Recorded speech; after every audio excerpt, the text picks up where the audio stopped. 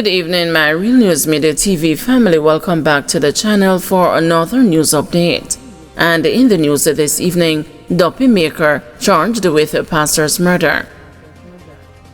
A 27-year-old construction worker has been charged in relation to the January 18 murder of a 41-year-old pastor. Police say Lamar Myers, otherwise called the dopey maker, of Burke Road in Old Harbor, St. Catherine, was held for the killing of Michael Spencer of Dolphin Terrace, Old Harbor Glades in the parish. Spencer was killed along West Street, also in Old Harbor. Reports from the Old Harbor police are that about 8 p.m., Spencer was at his stall in the area when Myers approached him. He allegedly brandished a firearm and opened a gunfire, hitting the pastor in the head and upper body before escaping on foot in the area. The police were summoned, and on their arrival, the injured man was assisted to the hospital where he was pronounced dead. An investigation was launched into the murder, and Myers was listed as wanted. 2 days later, he turned himself in. Myers has been charged with murder, possession of a prohibited weapon, unauthorized possession of ammunition, and using a prohibited weapon to commit a felony. He was charged following a question and answer session in the presence of his attorney. His court date is being finalized. Body of man found in Rio Cobre in Garden Pen. The St. Catherine North police are working to identify a man whose body was found floating in the Rio Cobre in a section of Garden Pen, Spanish Town.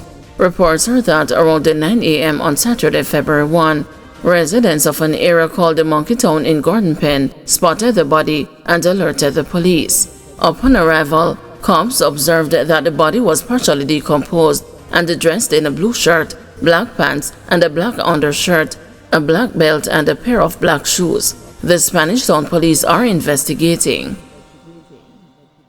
Portmore man charged in Canadian employment scam granted $600,000 bail. A 59-year-old Portmore St. Catherine man who is charged for defrauding persons in a Canadian employment scam was granted $600,000 bail in the parish court on Friday. Harvey Dawkins of Mount Royal Estate is answering 4 counts of obtaining money by false pretense, breaches of the Consumer Protection Act, and operating an agency without a license. In applying for bail, his attorney Earl Hamilton told the judge that Dawkins is willing to make restitution but needs a bail to secure the necessary funds. In granting bail, the judge ordered Dawkins to report to the Portmore police 3 times a week and to surrender his travel documents. He is scheduled to return to court on March 21. Allegations are that Dawkins convinced the complainants that he had connections to a Canadian employment program. He allegedly collected money from the complainants who are based in St. Catherine. The police were alerted after the promised travel arrangements were not made and the complainants did not receive refunds. Dawkins was subsequently arrested and charged with a fraud. Police commissioner involved in collision in St. Anne. Commissioner of Police Dr. Kevin Blake was on Sunday involved in a motor vehicle accident in St. Anne. It is reported that shortly before midday, the driver of a Toyota Fielder motor car overtook a line of traffic and collided with a vehicle carrying the top cop. The news understands that Blake was not injured. However, we understand that Blake's driver was taken to hospital. American man arrested over ammunition seized at the Norman Manley Airport. The police at the Norman Manley International Airport in Kingston arrested an American man on Saturday in connection with the seizure of ammunition. Reports are that around 3 p.m., the 23-year-old construction worker from Connecticut was searched during a stop-and-search operation at the airport. During the search, police discovered 4 hollow point 9mm cartridges. He was arrested on suspicion of unauthorized possession of ammunition. Sentencing of serial rapist who posed as a taxi operator again pushed back. The sentencing of serial rapist Dwayne Redfin, who posed as a taxi operator, was again postponed when the matter was called up on Friday in the St. Catherine Circuit Court. Presiding Judge Justice Yvonne Brown indicated that she needed time to read his social inquiry report, which she said she only received that morning. Sentencing was pushed back to March 21. The 36-year-old pleaded guilty to 5 counts of rape, 5 counts of gross sexual assault, 5 counts of forcible abduction, and 3 counts of robbery with aggravation. Facts are that in early 2017, Redfin was held by the Portmore Police in St. Catherine after investigators received reports that he sexually assaulted a woman.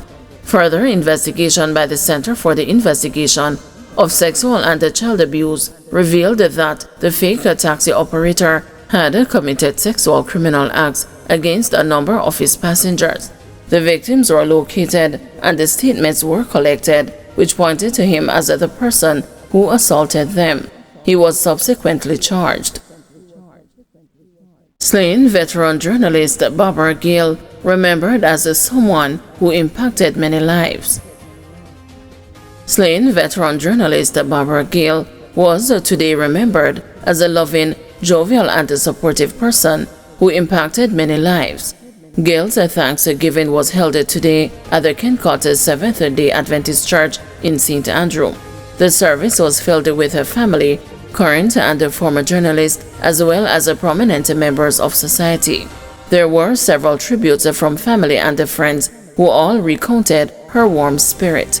Gale was found dead on December 16 last year inside her Caymanas Estate Phase 1 home in St. Catherine.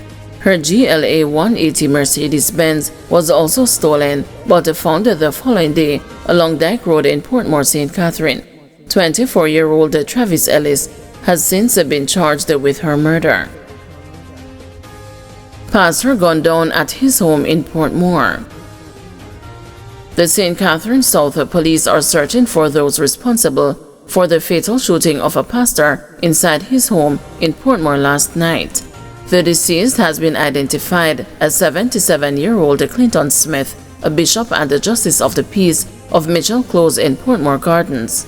Reports are that around 7:30 p.m., residents heard explosions while Smith was at home.